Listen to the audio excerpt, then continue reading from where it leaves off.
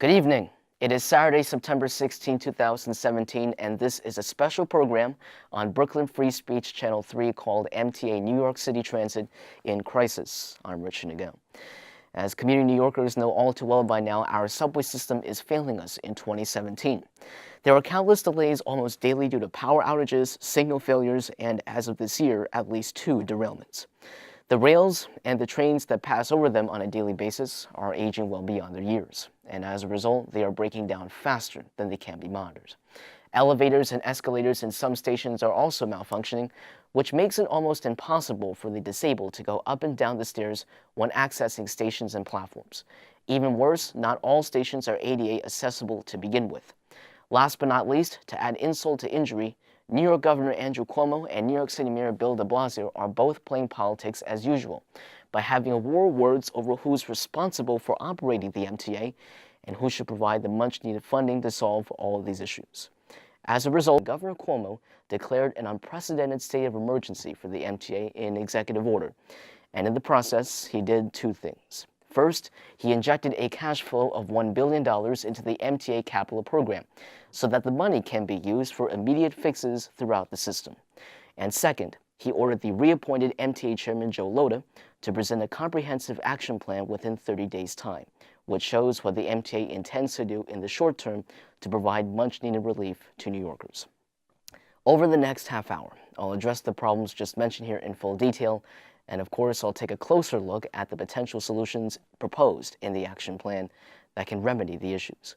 New Yorkers have been fed up with higher fares and poorer service for way too long now, but 2017 was and still is the breaking point for the MTA, and it's about time that these issues were addressed front and center. Let's first begin with the recent service disruptions that have left New Yorkers up in arms. To truly understand this current crisis, you only need to go back to April 2017. On Friday, April 21st, a power outage in the 7th Avenue B, D, and E train station in Manhattan caused hours-long delays and service cancellations along those 3 subway lines. When the power went out at 7:25 a.m., so did the signals, lighting, and the 3rd rail, which then forced trains to be stranded in tunnels with no lighting and other electrical functions for hours. As a result, trains along those lines were rerouted, and scheduled service for much of the afternoon would be an afterthought. Even worse, the disruptions rippled down to Brooklyn, and normal service around the epicenter of the nightmare wasn't restored until 5 p.m. that night. The cause of this power outage was the failure of equipment maintained by Con Edison, and the utility provider took full responsibility for this debacle. Then, in early May, it was deja vu all over again, but this time the power went out at the DeKalb Avenue B, Q, and R train station in Brooklyn, just blocks away from the studio in the BRIC Media Center. Here's how the local media covered the story. Subway riders are probably looking for more than an apology after this. Packed like sardines on a stuck subway train in the middle of rush hour after yet another power problem caused massive delays. As CBS 2's Scott Rappaport reports, some riders say the blame goes to the top.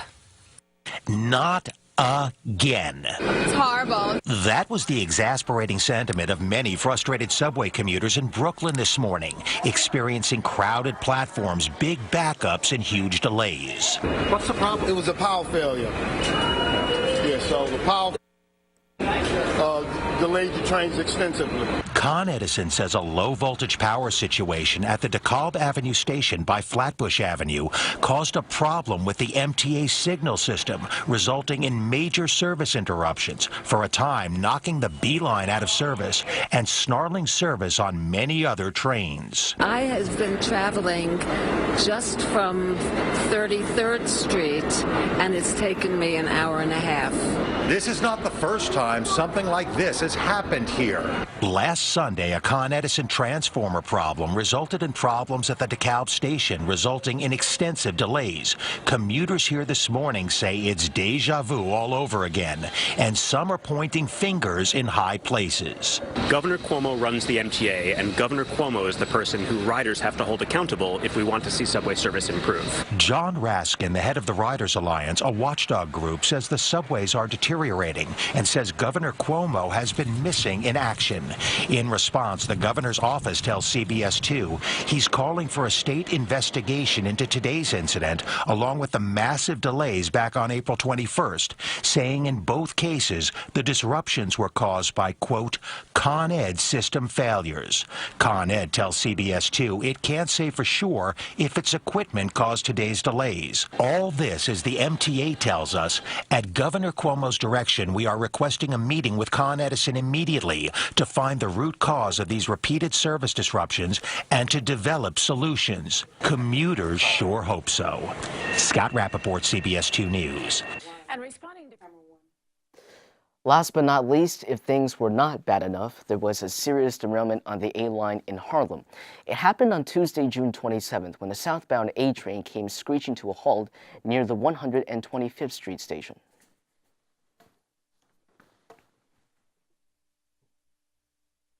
Department got a call for some smoke on the tracks here at 125th Street and St. Nicholas Avenue. What happened was we had an A train traveling southbound derailed, causing a small fire.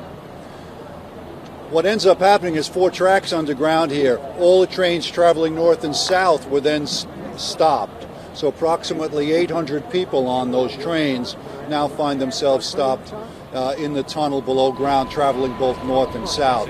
As it turns out, possibly 500 of them ended up exiting the trains, ending up on the tracks. So a joint operation involving police department, fire department, perhaps 200 firefighters, fire officers, 100 police officers down there, getting these people safely off the tracks. At this point, 34 people reported injured. All of these are non-life threatening. Operating below grade is never comfortable. It's not comfortable for those who are evacuating, nor for the police officers and firefighters down there. The train bucked forward, it bucked backwards, and in the process of doing that, there are 8 cars on this train.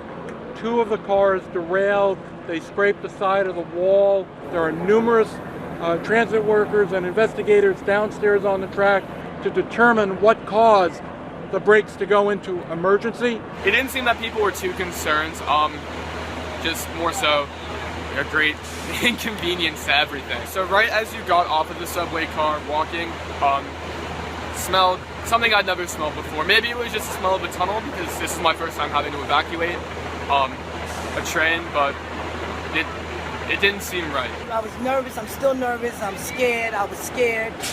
You know, my heart is pounding, but I was standing up there holding on to the pole, you know, trying to brace myself, you know, from the actual, you know, movement, the impact of it, like when it derailed. As you just heard from that video, at least 34 people were injured on that derailed train, but fortunately, no one was critically hurt. To hear about serious injuries, although not life-threatening, is already bad enough. But unfortunately, the toll that was inflicted underground was much greater. What you're about to see here is the extensive damage that resulted from this crisis, both on the tracks and on the derailed train itself. Evidence of the damage is undeniable. A train signal knocked onto the twisted metal tracks littered with ash and debris after 2 cars on a southbound A train derailed around 9:45 this morning. I definitely thought for sure I wasn't coming out of there alive. Engineers cut power to the 3rd rail so passengers could safely evacuate.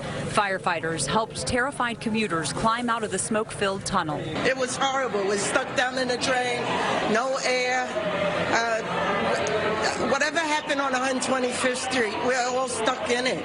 But thank God the fire department got us out. The train just started like banging against the walls of the tunnel. It was going up and down. It was sort of like a runaway roller coaster, like a bucking horse. The MTA says something triggered the train's emergency brakes, causing 2 cars to slam into the tunnel wall at West 128th Street and St. Nicholas Avenue. The investigation is ongoing. There are numerous transit workers and investigators downstairs on the track to determine what caused the brakes to go into emergency.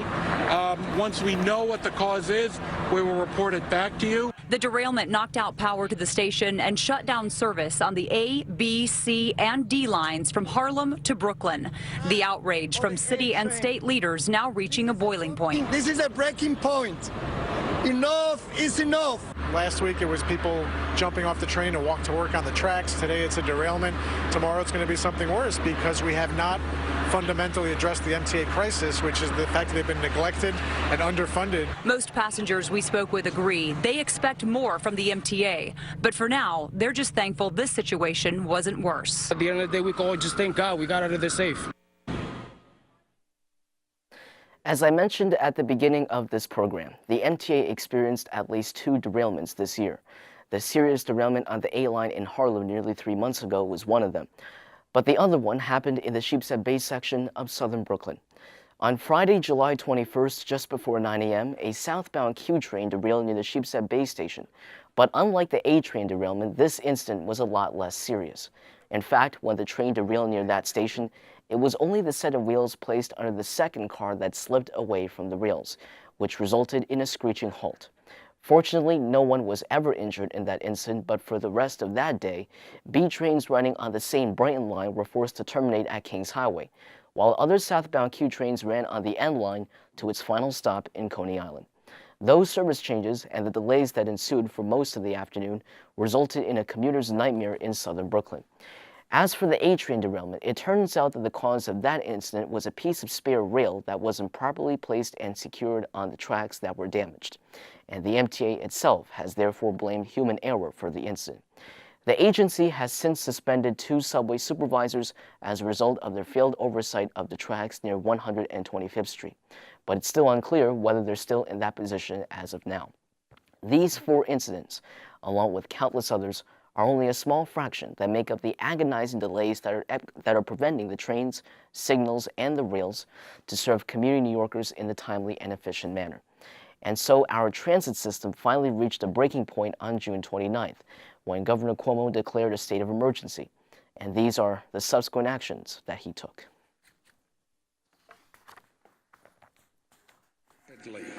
I think of it as a heart attack. After spending 6.5 years rebuilding bridges and redoing airports, Governor Andrew Cuomo is finally ready to make the trains run on time.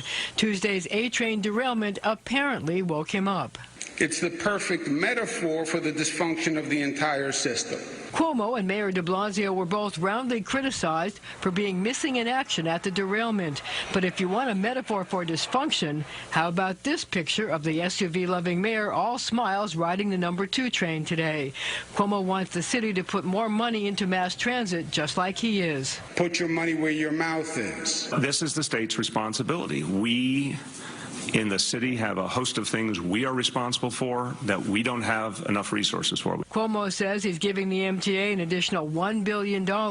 That's on top of the $8.3 billion he's already poured into the MTA's $30 billion capital plan. What will the $1 billion in new funds that you're getting from the state mean to the MTA? Look, the $1 billion, I think, is an indication of a commitment on the part of the governor to make a difference.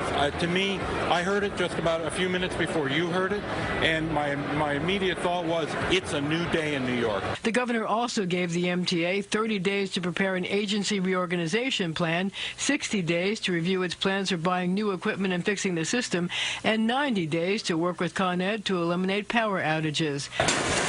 And after 3 train derailments and 9 separate subway mishaps since the start of the year, including the June 5th incident in which hundreds were trapped for over an hour without air conditioning on the F train, the governor declared a mass transit state of emergency, which cuts the red tape in issuing contracts. I think it's a great thing. I just hope that it happens really soon. We need a better system.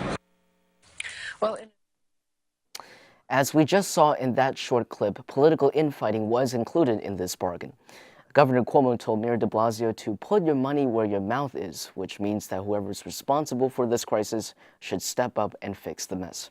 But the mayor fired back by telling the governor that the state purely owns and operates the MTA, not the city, and that the money should come from his government in Albany.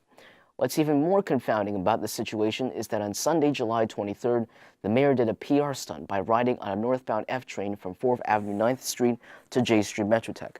During those unscripted moments, he told reporters, quote, "This is not about the MTA needing more money right now. This is the MTA needing to use its money the right way, spend its money properly for things that matter. What people of the city want is for the subway to show up, for it to run on time, for these horrible delays to end, and these breakdowns to end." In response, MTA Chairman Joe Lota said, "What we need is leadership, not photo ops."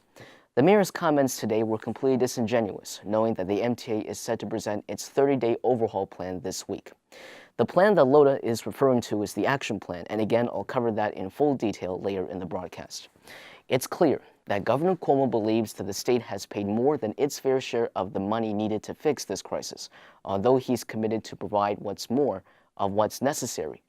But with the financial burden clearly taking a toll on his side of the problems, he's putting pressure on Mayor de Blasio to step up and provide the city's funding as well.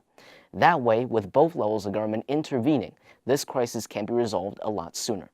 But the mayor isn't having any of it, insisting that the city already gave $2.5 billion to fund capital improvements, but more importantly, the MTA is solely owned and operated by the state, and so the governor should do his job. Now, this program is not on the air tonight to be a political talk show focused on partisan bickering that's getting us nowhere. This program is on the air tonight because the veins that are supposed to help New Yorkers move around these 5 boroughs have stopped working. In other words, the city that never sleeps is slowly but surely in the midst of a heart attack. But the contrasting points of view between our 2 elected officials just goes to show the dysfunction, disorganization, and the absolute neglect that have plagued our trains and rails for years, if not decades. With that in mind, we focus on the structural problems at the heart of the crisis and the potential solutions proposed in the action plan. The first major problem is this: the underlying infrastructure is just way too old. Take a look. At West 4th Street Tower, we're still doing things the old-fashioned way. It works, but it's an antiquated way to run a subway. Second Avenue as needed, Ladies and gentlemen, there is a by and large over the Brooklyn-bound local train at 23rd But the cab should probably... So here at the West 4th Street Tower, we have a 1930s interlocking machine and indication panel. While safe and reliable, it's an old one. Its role is to provide safe train movements through and around the West 4th Street area. The dispatcher follows the train movement. He enters information into call sheets, into what's called the iTrack system as well. The tower operator, by using these levers and manipulating these levers, are able to actually move the switches located on the tracks. They're able to operate the signals, allowing them to go to the full danger position or to what's known as the clear position, and allowing trains to move. Equally important, though, is train tracking and knowing where trains are and what service is being provided along the corridor. So all of that goes on here in the West 4th Street Tower. We're now located inside the relay room for the West 4th Street interlocking. This interlocking plant is upwards of 80 years old. Reliability is certainly becoming more and more of an issue with the age. It's very hard to maintain. In front of me here, actual electromechanical relays that in many respects are the original equipment. Some of it has been refurbished and replaced. However, it is still 1930s and before technology. This equipment is not supported at all by the railroad industry. We are fully self-sufficient and self-sustaining. We have a signal shop that can replace the parts. They rebuild these relays. And then when any modernization is going on, we try to make sure that we scavenge to retain the parts so that we can provide replacement for those that remain in service. And this is most important. The cabling that provides this connectivity between the interlocking machine and the relays, as well as the equipment in the field on the actual tracks, is the original cabling as well. A lot of this cable is cloth-covered cable, so there's a lot of risks. If there was any small fire, there's a lot of risk of us losing this entire interlocking machine because it would be so hard to contain the fire. That video was produced by the MTA just 2 years ago, in July 2015. And as the MTA reported in its action plan, 40% of all signal equipment that is over 50 years old is still being used today. Speaking of the action plan, it's important to emphasize that the MTA has actually broken this down into 2 phases. Phase 1 consists of short-term solutions that are categorized in 5 different areas: track and signal maintenance, car reliability, safety and cleanliness, customer communication, and a critical management group. Meanwhile, the MTA will release the details for Phase 2 later in the year, and I'll explain why later in the broadcast. For now, though, let's go back to the signals. As you saw in that last video, the signal system used at West 4th Street in Manhattan is so old that it was built in World War II, and unfortunately the rest of the system relies on the same signaling. This is just one of the reasons why 30% of all major subway delays are caused by signal malfunctions. And so the MTA is solving this problem by creating an expedited repair program, which will deploy teams of track workers throughout the system to fix 1,300 signals that it thinks will soon cause havoc to strap hangers.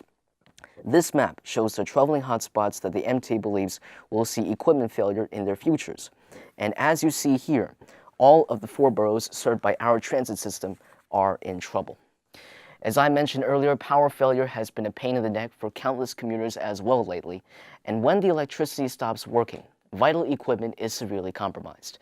So the MTA will work with the New York State Public Service Commission to implement a power improvement plan throughout the system. Last but not least, in Category 1, the MTA will deploy 12 combined action teams throughout the system to respond to emergencies regarding the tracks, signals, and power equipment so that extra support won't be needed. As you can see in this map here, the 12 action teams will be dedicated to these 12 stations throughout the 4 boroughs. The second category in Phase 1 of the action plan is car reliability. The MTA says that the entire fleet of trains is an average age of 22, but 16% of trains are over 40 years old. Even worse, door malfunctions cause trains to break down 40% of the time. To improve the performance of the trains, the MTA will immediately respond to train malfunctions by assigning 20 emergency subway car response teams at 12 stations in all 4 boroughs, as seen here on this map. Overcrowding on the trains and platforms has also been a pain in the neck lately. To relieve this congestion, the MTA will add cars to trains that are shorter than usual, which will increase capacity by 145 more commuters in each car. And for the first time ever, the agency will actually remove seats from some cars on the L line and the Times Square shuttle line to increase capacity by 25 riders in each car. Third, when it comes to littering on the tracks, it is a nightmare that New Yorkers bring upon themselves. The MTA says that trash causes 700 fires on the tracks each year. In response to this mess, the agency is launching a public awareness campaign to warn commuters about the hazardous consequences of not throwing away the trash in the trash can. The fourth issue is communication, which is almost non-existent between the MTA and its commuters. There isn't a system of relaying real-time information on train arrivals to the commuter, and when a service disruption occurs, the commuter is often confused about how to get around the mess. But now the MTA wants to change all that. First, it will create a new smartphone app that can be downloaded by the end of this year. Second, it promises to install countdown clocks system-wide by the end of the year. Last but not least, it will retrain MTA employees to better communicate with commuters. The final category in Phase 1 is a critical management group. This is crucial because this new group will effectively rebuild management from scratch. In addition, the MTA will launch an emergency operations center that will monitor service disruptions throughout the system to immediately dispatch resources, and an online dashboard that will allow the public to hold the MTA accountable for its progress in implementing the action plan as a whole. The details that you just heard here were only a sampling of Phase 1 as a whole. The MTA says that Phase 1, whose goal is to first stabilize the system and then modernize it, comprises of over 30 actions overall. As for the costs, the MTA estimates that it needs $456 million in operating costs immediately, as well as a $380 million capital investment. With that much money needed, the MTA wants both the state and the city to equally share the burdens and pay the costs together. But as we saw earlier in the program, the political stalemate will not make bipartisanship a reality anytime soon. As I mentioned earlier, the MTA won't release the details of Phase 2 until later in the year, but only because these are long-term plans that will dramatically reform the system for years to come, whereas Phase 1 was just a series of immediate plans that can help the system perform well for now. But despite that statement, the most important reason that Phase 2 will come later is because the plans in that stage will actually be developed by a worldwide competition that the MTA launched back in the summer, which is called the Genius Transit Challenge. The challenge is calling on innovators around the world to respond to 3 challenges: create a modern signal system that can move New Yorkers into the 21st century, modernize and create new subway cars that can be rapidly deployed, and create a modern telecommunications system that allows the MTA to communicate much better with the commuters in the 21st century. And of course, all of the solutions that meet these challenges the best must also be cost-effective. This competition is also progressing in 2 phases. As of now, Phase 1 has been completed since August 11th, and Phase 2 should be opening sometime this month if it hasn't done so already. When Phase 2 ends later this fall, the entire competition will end as well. The 3 winners that come up with the best solutions to each of the 3 challenges will each receive $1 million. Only then will the MTA finally announce their plans for Phase 2, including some that will be based from this competition. The total cost for the long term is estimated at $8 billion, but the MTA will provide accurate figures in its Phase 2 report. The New York City subway is a 24/7 system that serves 6 million commuters every day, consists of 24 lines, 472 stations, and runs 665 miles of track. And when all of that is added up, our transit system is the biggest in the entire world. And of course, this city is a model for all other metropolitan cities worldwide. Therefore, when a system like ours is not functioning due to political bickering, a lack of funding, higher fares, and absolute neglect for our infrastructure, it all adds up to one word: disgrace. And so, if there is any MTA official that is watching this program tonight, I have 6 words for your agency. Wake up and get a grip. I'm Richard Nago. Thank you for joining us. Good night.